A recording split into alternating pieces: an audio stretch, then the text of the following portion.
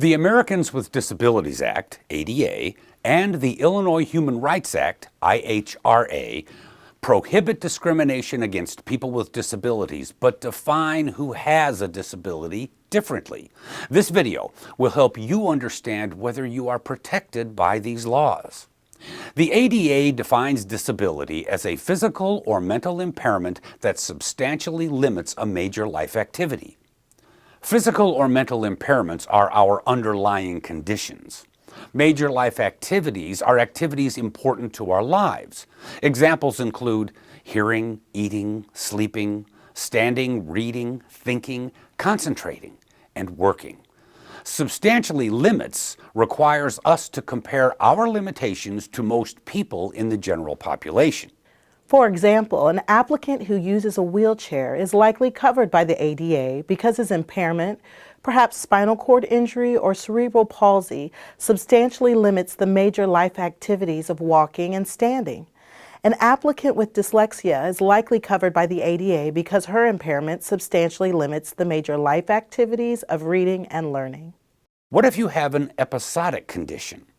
When determining whether an episodic impairment is substantially limiting, the ADA looks at its impact while active.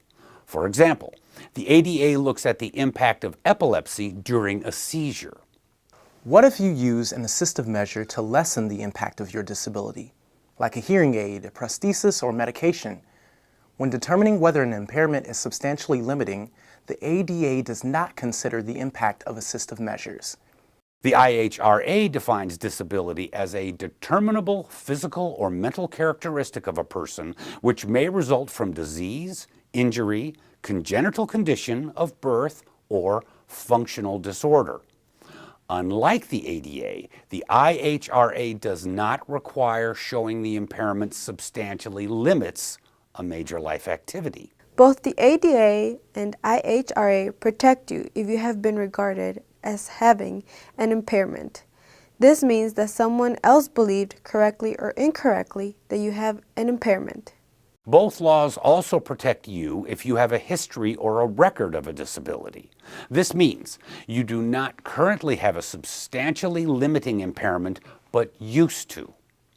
Finally, both laws protect people without disabilities who are discriminated against because they associate with a person with a disability, like a family member.